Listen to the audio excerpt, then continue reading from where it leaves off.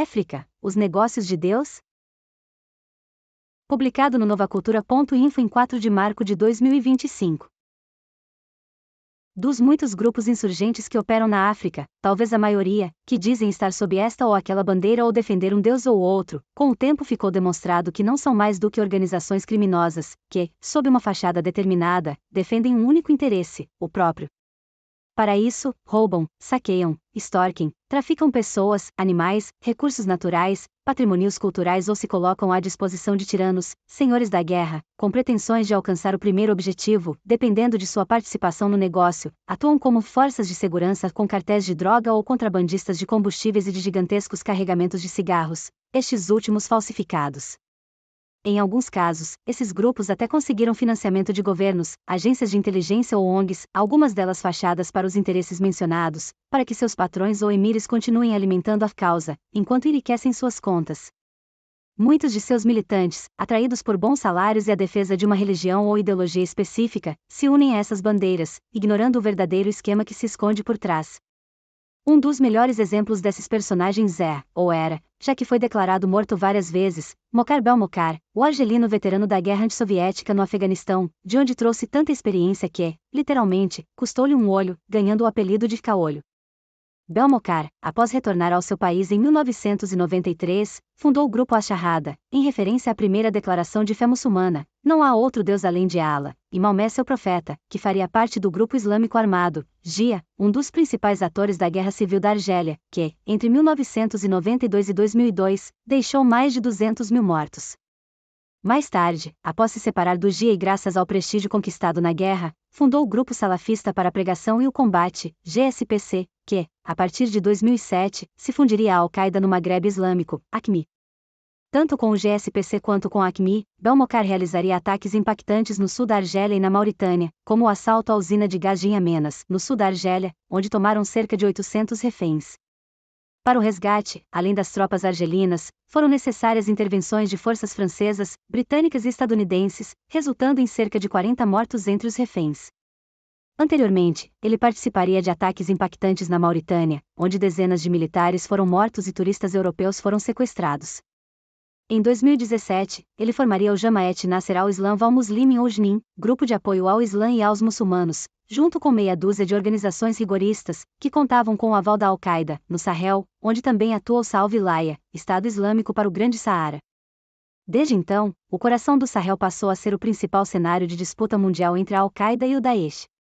As diversas catibas desses dois grupos se expandiram para o Golfo da Guiné e o interior do Mali, Burkina Faso e Níger.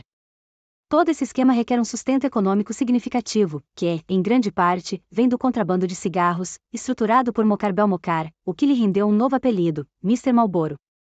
O material abundante com o qual ele enriqueceu aparentemente viria de uma fábrica próxima à cidade albanesa de Elbasan, onde se falsificava uma das marcas mais populares do Egito e uma das mais vendidas do mundo, Cleópatra.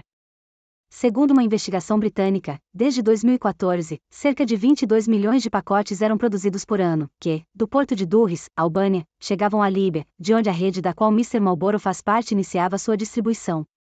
A pressão judicial fechou a fábrica albanesa entre 2015 e 2017, mas o negócio não parou.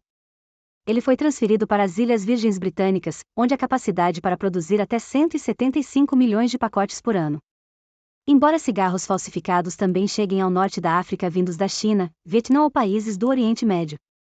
O envolvimento de Mr. Marlboro foi tão grande que vários emires de organizações irmãs tiveram que chamá-lo à ordem para que escolhesse entre continuar na jihad ou dedicar-se exclusivamente aos seus negócios.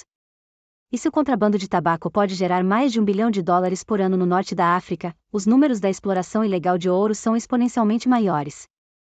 Essa é a razão pela qual o pseudo-general sudanês Mohamed Hamdan Dagalo, conhecido como Hemeti, conseguiu passar de um simples e rústico criador de camelôs ao homem mais rico do Sudão. Hemeti ganhou a consideração do ditador Omar al-Bashir em 2003, após conter os movimentos de protesto na região de Darfur, quando as etnias negras de agricultores cristãos se organizaram militarmente, ameaçando derrubar o regime ou, pelo menos, separar Darfur de Khartoum.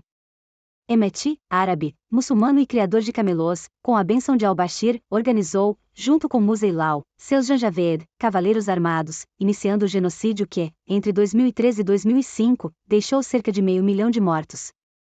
Seu sucesso foi recompensado pelo ditador com 2 benefícios-chave: a possibilidade de transformar os Janjaweed em uma organização paramilitar e, após afastar Ilau da liderança, Hemeti fundaria as Forças de Apoio Rápido, FAR, que também participaram, como força mercenária, da invasão da Arábia Saudita ao Iêmen em 2015. O general al-Bashir permitiria que Hemeti explorasse ilegalmente as ricas minas de ouro descobertas em 2012, em Jebel Amir, no norte de Darfur, a oeste do país. Onde, segundo dizem, cada saco de 50 quilos de areia contém 1 quilo de ouro. A ambição de Hemeti o levaria a se aliar ao chefe do exército sudanês, o general Abdel Fattah al-Burhan, permitindo que os movimentos civis derrubassem o general al-Bashir em 2019, para, em seguida, cancelar o processo democrático. O co-governo entre al-Burhan e Hemeti acabaria resultando, em abril de 2023, em uma feroz guerra civil que consome o país, e que Hemeti está financiando com o ouro que rouba do povo sudanês. Cristo também é um homem de guerra. Em meados da década de 1980, no norte de Uganda, um santão cristão autodenominado médium espiritual, Joseph Kony, criou o Exército de Resistência do Senhor, ERS, gerando, nos 40 anos seguintes, terror em vastas áreas da África Central e Oriental. Ele foi um importante protagonista da violência em seu país até ser expulso, embora não derrotado, mantendo-se, por décadas, em movimento entre Darfur, oeste do Sudão, e o norte da República Centro-Africana, até se estabelecer, em 2010, em Kafia-Kinji, uma região praticamente inacessível. O grupo de Kony, que chegou a ser uma das milícias armadas mais importantes do continente, com estimativas de entre 5 e 7 mil homens. Segundo dados das Nações Unidas, ao longo de sua carreira terrorista, o Exército do Senhor teria assassinado cerca de 100 mil civis, forçado o deslocamento de mais de 500 mil de pessoas e é acusado de sequestrar aproximadamente 30 mil crianças, transformando-as em soldados, servos e escravos sexuais, cujo destino final é desconhecido. Quase derrotado, uma lei de anistia do governo incentivou uma onda de deserções, enquanto sua mensagem messiânica começava a se eclipsar, reduzindo sua força para cerca de 100 homens atualmente. Abandonado até por sua esposa e filhos, que fugiram do quartel-general com medo de serem assassinados. Em sua longa jornada de terror, o Exército de Resistência do Senhor se financiou traficando maconha, ouro e marfim, montando uma intrincada rede de compra de comerciantes e caçadores e venda para mercados na China, Tailândia e Oriente Médio. Praticamente exterminando todos os elefantes da República Centro-Africana. Desde 2005, a Corte Penal Internacional, CPI, pede a captura de Kony, um dos criminosos de guerra mais procurados do mundo, acusado de 36 crimes, incluindo assassinatos, escravidão, recrutamento de crianças-soldados e violência sexual sistemática. Kony provocou massacres, como o da vila de Atiak, no norte de Uganda, em abril de 1995, onde, após ocupá-la e selecionar os mais jovens para integrar seu exército, executou entre 300 e 400 pessoas por não se renderem a tempo alvo enviado do Senhor. Por Guadi Calvo, no Linha Internacional. Obrigado por assistir. Não se esqueça de dar like, se inscrever no canal e compartilhar. Visite o novacultura.info para participar do nosso grupo do livro e assinar o jornal Rumos da Luta. Links na descrição.